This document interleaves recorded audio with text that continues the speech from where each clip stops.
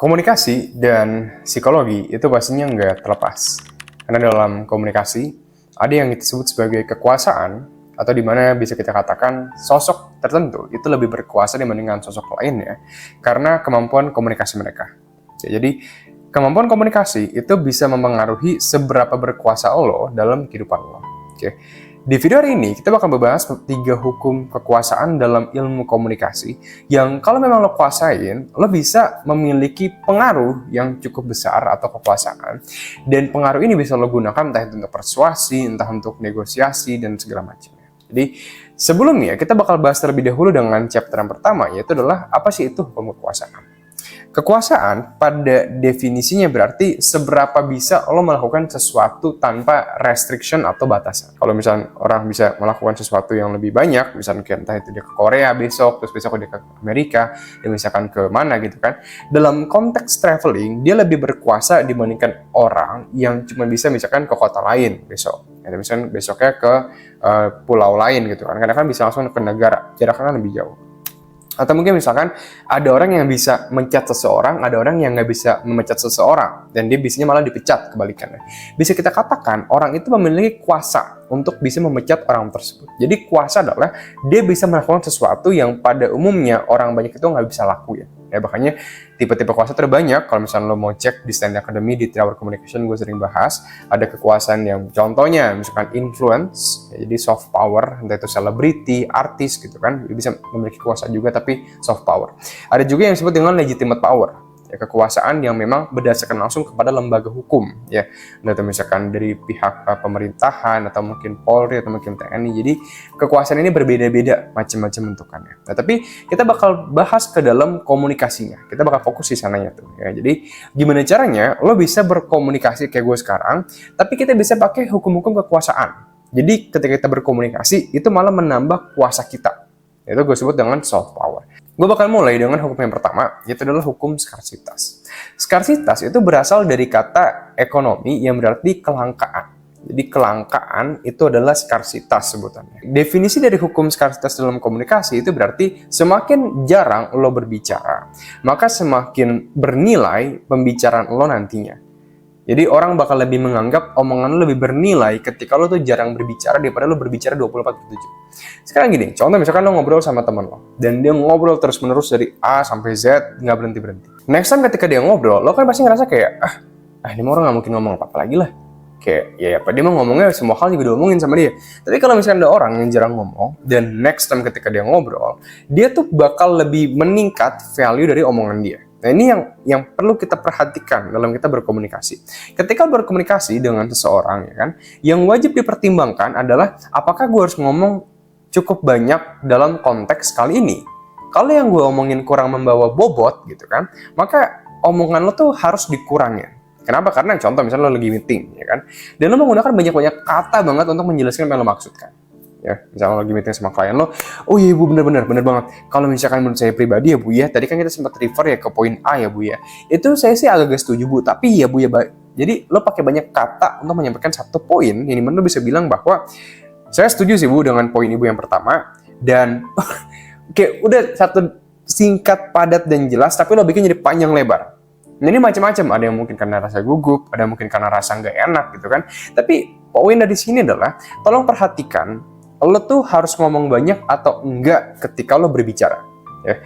Semakin banyak lo ngomong, semakin banyak kata-kata yang lo gunakan, maka semakin power dalam omongan lo tuh menurun. Tapi semakin dikit omongan lo, ya, kata-kata yang lo gunakan untuk menyampaikan sebuah poin, maka power lo dalam omongan lo tuh semakin meningkat. Ini adalah hukum skarsitas. Jadi next time ketika berbicara, kalau lo lebih pengen dihargain, di respect, atau mungkin dianggap lebih berkuasa, atau lebih berwibawa, ini termasuk ke karisma juga, gunakan sedikit kata-kata. Nah, hukum yang kedua itu adalah hukum dari amigdala. Hukum amigdala dalam komunikasi itu sebenarnya ngejelasin tentang ada bagian otak dari manusia yang bernama amigdala. Oke. Amigdala ini, kalau misalkan dalam ilmu kehidupan umum gitu kan, realita ya kan, amigdala berfungsi sebagai mengenali lawan bicara itu sebagai lawan atau kawan. Simple. Itu doang. Jadi, sekarang lo lagi ngobrol sama gue. Otak lo itu nge-scan, gue ini temen atau kawan lo dalam ilmu komunikasi. Ketika gue berbicara, kan ada informasi yang gue sampaikan. Bro, gue baru minggu lalu gue habis pergi dari Bandung loh. Itu kan informasi, ya kan? Bro, gue tuh gak suka banget sama ini misalkan. Nah, itu kan gue menyampaikan informasi. Semakin banyak informasi yang gue sampaikan ke lo, ya kan? Lo kan makin bisa menyeleksi dong informasi. Oh, dia suka ini. Oh, dia suka itu. Oh, dia gini. Oh, dia gitu. Nah, itu kan informasi itu, ya kan? Informasi ini ketika disampaikan lawan bicara bakal dibelah sama otak lo. Kalau lo sebagai lawan bicara gue nih, ya kan sekarang kita ngobrol gitu kan, menganggap gue lebih banyak perbedaan dengan lo, ya misalnya gue suka komunikasi lo nggak suka, gue suka boxing lo nggak suka, gue suka kerja produktif lo nggak suka, gue misalkan suka baca buku lo nggak suka, maka kita banyak perbedaan. Orang yang banyak perbedaan akan dianggap sebagai musuh oleh amigdala, dan yang makin banyak persamaan itu dianggap sebagai teman oleh amigdala. Jadi dalam ilmu komunikasi yang bisa kita ambil dari sini adalah ketika lo perlu banget bernegosiasi dan mempersuasi lawan bicara yang mungkin short term doang, nggak long term, perhatikan apa aja hal-hal yang dia sukain. Ya, entah itu misalnya dia suka boxing, dia suka golf, dia suka apa, ajak dia bicara di ranah tersebut. Misalnya dia suka boxing, ajak dia ngomong tentang boxing. Misalkan dia suka tentang content planning, content creation di digital marketing, ajak ngomong tentang digital marketing. Kalau lo nggak paham tentang topiknya, cukup tanya pendapat aja. Jadi lo tanya tentang, lo kan suka main golf, itu gue nggak paham gimana sih cara main golf itu, gue tuh nggak pernah bisa gitu pas main. Jadi lo malah nanya pendapat dia, lo minta diajarin, lo minta apa, itu bakal bikin sebuah hukum komunikasi lagi, namanya tuh hukum timbal balik, tapi gue nggak bakal bahas di video hari ini, lo bisa cek di 3 Hour Communication aja, karena takut kepanjang kan. Basically, semakin banyak hal yang lo bicarakan dengan dia, dan hal itu dia sukain, sesuai hobi dia atau minat dia, maka dia makin suka sama lo. Ketika dia makin suka sama lo, dia makin percaya sama lo. Ketika dia makin percaya sama lo, dia kemungkinan besar lebih ingin melakukan apapun yang lo minta dia lakukan. Hukum yang ketiga, yaitu adalah hukum dari retorika. Retorika ini cukup luas. Jadi, dalam hukum retorika dijelaskan bahwa ketika lo ingin membuat omongan itu seberpowerful dan setajam itu, ada 3 hal yang wajib lo omongkan. 1, kredibilitas dari diri lo. Yang kedua adalah data atau pendukung dari omongan lo, dan yang ketiga itu adalah memperhatikan emosi dari omongan lo. Oke, ini penting diperhatikan. Gue nggak bakal bahas keseluruhannya, gue bakal bahas overview-nya aja tentang retorika ini. Ketika lo berbicara, pastikan 1 ya dalam retorika. 1, lo bilang poin utama lo itu pendukungnya itu apa? Kenapa orang harus percaya dengan omongan lo? Contoh misalkan lo bilang bahwa bumi udah bakal makin hancur. Lo bisa bilang bahwa bumi udah bakal makin hancur karena data menunjukkan 70% limbah pabrik itu bisa merusak ekosistem bumi. Misalnya kayak gitu. Jadi lo bilang pendukung dari argumen lo itu apa? Kenapa orang harus percaya dengan lo? Lo pakai data dari mana untuk bikin kesimpulan kayak gitu? Oke. Contoh misalnya lo bilang, wah dia kayaknya ini deh, dia kayaknya nggak bener deh. Nah, data dari mana dia nggak bener? Jelasin 5 data yang mendukung bahwa dia itu nggak benar misalkan. Jadi lo perlu data, ya. Data digunakan untuk mendukung omongan lo.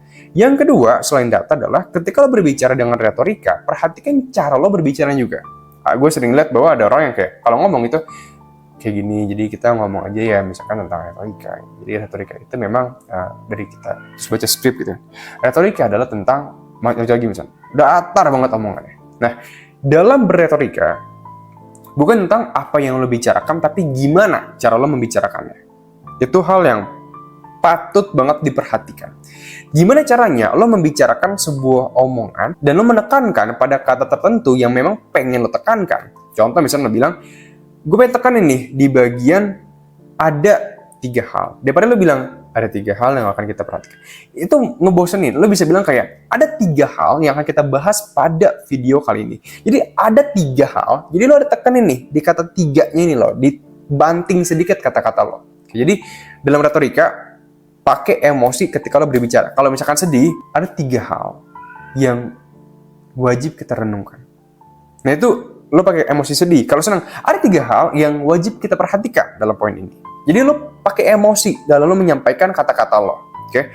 Retorika ada 2, pakai data untuk mendukung omongan lo. Yang kedua, pakai emosi untuk menyampaikan apa yang lo rasakan.